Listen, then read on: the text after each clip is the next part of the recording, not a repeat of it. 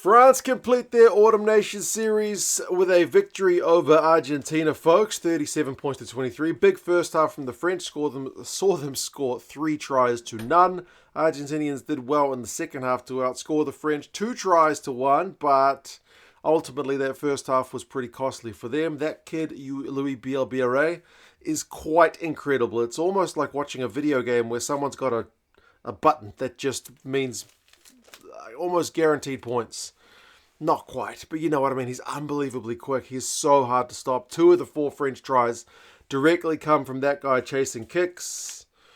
Quite a game at the Stade de France. It's another one for Argentina where they go down. Not quite as close as last week's game where they pushed Ireland, but yeah, I do think they'll look back at the first half with a bit of frustration. We'll go through some of the key events and the stats. You guys can let us know your thoughts on how this one went. France, like last week, lost a prop early to injury. This week it was Jean-Baptiste Gros who goes off. Montoya gets pinged for a croc roll on him, which leads to Montoya getting yellow carded. Didn't seem to be a lot in it, but they are really policing that rule very strongly at the moment. So Montoya goes off for putting his weight on that lower limb.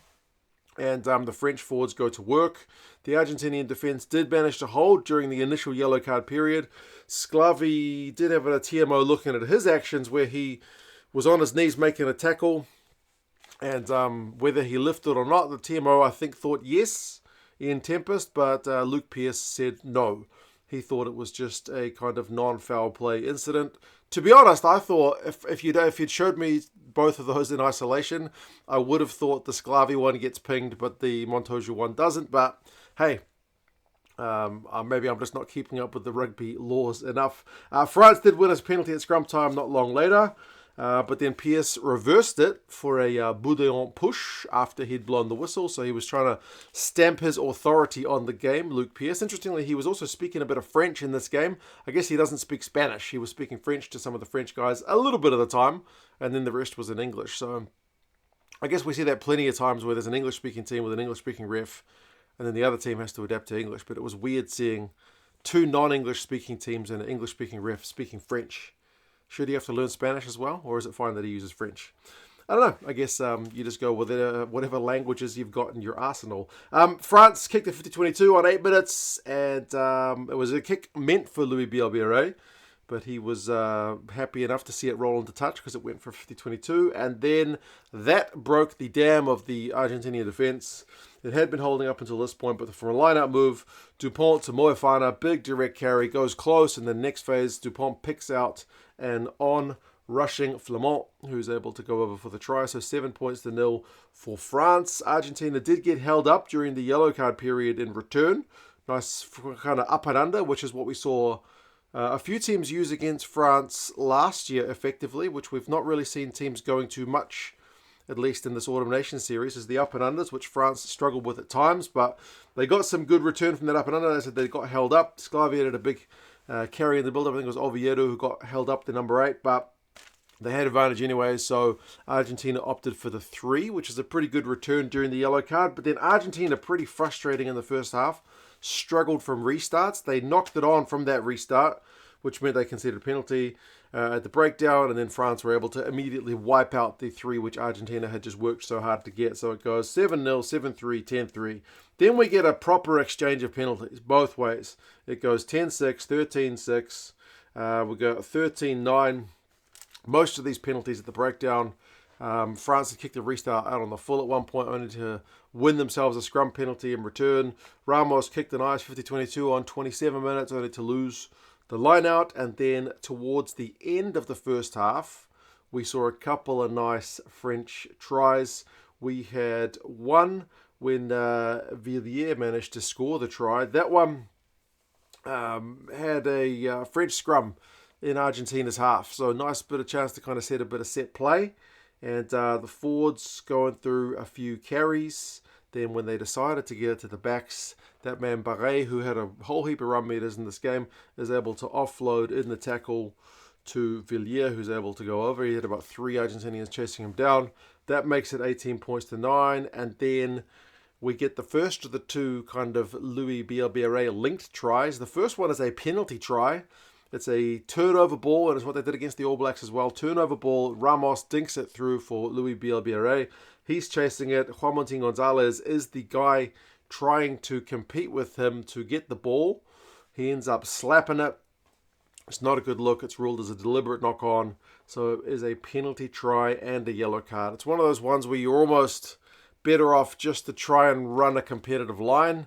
If the guy gets it, maybe you can tackle him. You hope that he knocks it on or knocks it into touch. But by slapping it, you kind of give your position to the ref, and the ref makes the decision that he could have scored a try.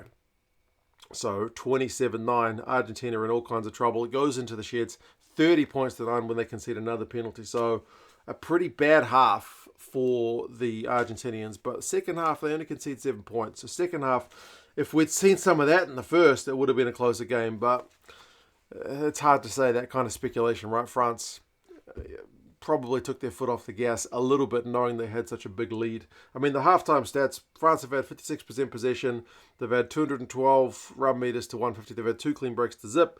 Argentina have had to make 72 tackles to 51. The penalty counts double, 8-4, and the yellow cards 2-zip. So, yeah, a pretty bad half for the Argentinians. France have just been, going through their thing, doing what they do, and being pretty effective about it. Second half starts with a scrum penalty to the Argentinians, and they had a bunch of chances which they didn't convert on. If they'd converted on a few of the earlier ones, again, maybe it's a closer game. They ended up knocking it on after their maul had gone close. Then their defence held again, the Argentinians, and then on turnover ball, they were happy to run it up the field. And that's probably where they looked strong at times, this Argentinian side, is when they were confident to not necessarily just look for the kick exit and get the likes of Albonoz and whatnot carrying up the field. Like this one was Juan Martín Gonzalez with a break, but the final ball to Moroni ended up was a bit short to him. He ends up knocking it on, so it's another chance missed. They had another maul which got held up. Luke Pearce was kind of burrowing in to see if anybody had grounded the ball, but he rules no, nobody grounds it. Then we get another knock on from Argentina from that kind of resulting goal line dropout. They ran it straight back at the French. It looked sharp, but they knocked it on. So missed chance. Or from a flip point of view, France, defence holds, forces the errors from the Argentinian guys. They did finally get it. Olivon got pinged at the breakdown. It was a little bit cynical, where Argentina were hot on attack. Argentina went for the touchline. Gajo, the big loose head prop, was able to burrow over from about a metre out. He is a king of that kind of stuff. That made it 30 points to 16, although basically straight away, the Argentinians, again, just like the first half, failed to exit properly. Bazan Valles, the halfback, has only just come on. He gets charged down not once, but twice, the second time by Olivon. From there, they spread it wide. They get it to Louis Bielbere, who is just unbelievable. Grubber kick through, and he just burns everybody for gas. It is just like what they did last week. His skill set is just like, what do you do about it? How do you stop it? 37-16. That's the final scoring for the French. Argentina did kind of keep cracking on. They had a 5-metre scrum on 67 minutes. I wrote they need to get a try here, and they did get it. Phases an advantage. Ruiz kind of powered over from close range on 70 minutes. So 10 minutes to play. Still 2 scores just to make it a draw. Argentina were running everything. But yeah, France were just happy to slow the game down. They were happy to see it out. They did get a try chalked off through Gaetan towards the death, which would have been the icing on the cake try, but they ruled it was a knock-on in the build-up, and it was a pretty obvious knock-on, which is kind of surprising. They missed in real time, to be honest, but yeah, 37-20 is a pretty fair result for the French based on how good they were in the first half and how confident or comfortable they were just to kind of make Argentina make mistakes in that second half. Possession finishes 56-44 to Argentina. That's how much ball they had in the second half. They had 66% possession. France quite happy to just soak up the pressure. Territory finishes pretty even. Penalty count finishes 10-9. Remember how lopsided it was in the first half? It was kind of a reverse in the second. Run meters 542 to 390 to Argentina. They were running everything in that second. Defenders beaten 28-26. It's pretty close. France get 2 more. Clean breaks 4 apiece. Pretty even. Kicks from hand 26-22. The French a few more. Tackle percentage, though, 85% for France, which is pretty solid. 80% for Argentina is not going to get it done. French ended up making more tackles, 148 to 114. So that's what I mean. Defensively happy to go through those phases, wait for Argentina to make a mistake. Juan Martin Gonzalez, 107 metres, 5 defenders beaten from him, but he also gets a pretty silly yellow card. Albanoz had 90 metres at number 10 for Argentina. He is still their danger man. Remember, even Dupont switched to number 10 for this one, like they did last week towards the end of the game when Ligarac come on. BLBRA only has 19 metres because he gets the majority of them without the ball.